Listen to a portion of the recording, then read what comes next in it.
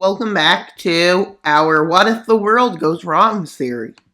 And we've just had a big war, World War III. And then we had alliances start up. As you can see, we got a Pacific Alliance, a South Africa Alliance. We have the India Alliance and the Imperial League. We got the NATO, we got the Rio, we got the East Africa Pact, which really expanded. ECOWAS turned into a military alliance, and so on. But now for the first part. With China having a big win and managing to get Yunnan to vote to join them. With this huge win, they already expanded quite a bit. And since that's an easy change, we can do it here if we actually select the right lake. But yeah.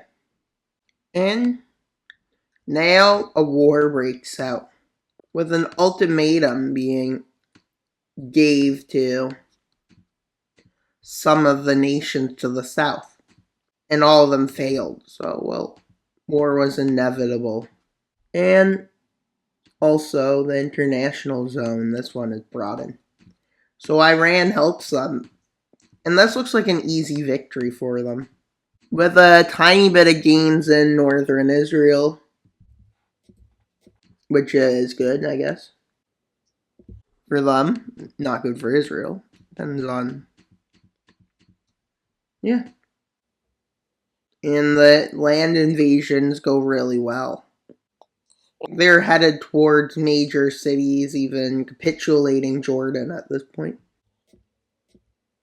and about to, in their words, destroy Israel. But supply lines at this point become challenging, or they're just stronger, one or the other. And they're completely pushed back. And the rest of the alliance is completely, and they're completely embarrassed. Or at least the Mesopotamia state is, and Iran, because they could have worked together easily and got through this easily. But no. So now, the two leaders of this alliance invade some countries to get their troops over. Because you're not getting your troops through the Arctic, and you're not getting your troops with that little of a coast surrounded by enemy territory. So they started an invasion, which was planned for years, because they were planning on taking this area over. So sooner than they wanted to. Not necessarily a bad thing. With Iran failing to create a stalemate for now. And by the time they create one, well, it's too late for Mesopotamia, because there's only small bits of them left. So during this campaign, the Central Asian campaign, Russia launches a quick offensive here and a quick offensive there. With China launching some offensives here, Russia launching offensives here.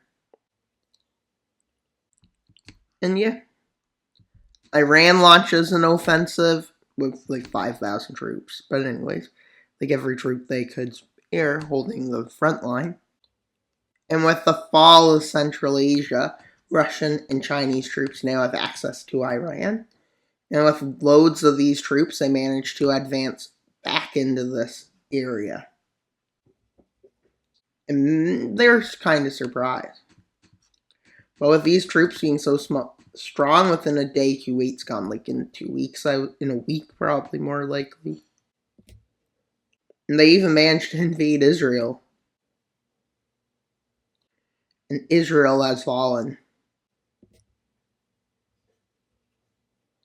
With them even launching an offensive, and then being on a bit of a high ground after this offensive, they offer peace.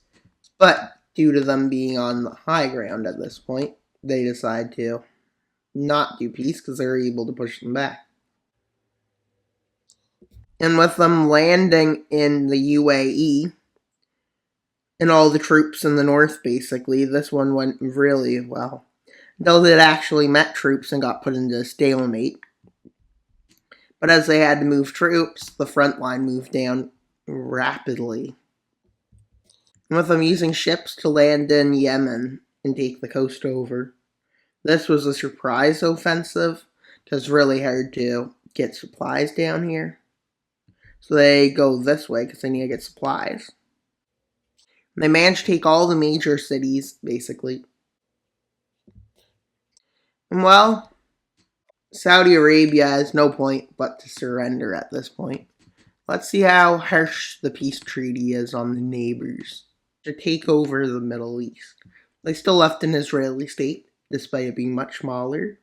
They split Saudi Arabia into two, and they put Oman and Yemen into one country. And, well, they now decide to invade Manchukuo.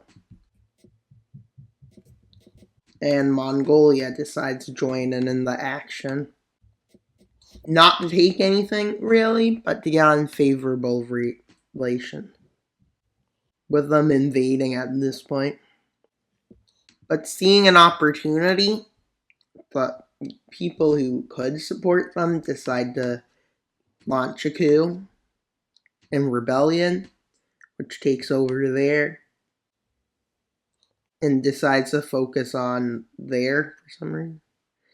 And, well, it quickly takes over what was left. It take over enough to make it like part on its own. No, they decide to put into Chinese control. So let's see the land. Well, actually, both Chinas gained a lot of land, with both Chinas now having parts of Manchukuo. Really seems to be more of a Cold War between these two packs. With expansion into the Middle East, they're getting more dangerous than NATO soon, because their plan is to try to take back their territory NATO illegally stole from them. And the Pacific nations. Well, China wants to go after them. Oh wait, they already had that annexed on this map. That's weird. Yeah, I'm not going to do Central Asian stuff into this map. But as you can see, it's massive expansion for this nation. Okay, that doesn't make sense. As you can see up here, Mongolia has entered the pact. That is not working right. It's like there's a different color there, which it might not be, but it says it is. That can be fixed. I don't know why it's doing that. I don't know if the color changed or something. But yeah, that one. I need to fix this. But anyways, that's all for today's video. Please like, subscribe, and comment. Wild Mapper out, but not until you subscribe. Bye guys!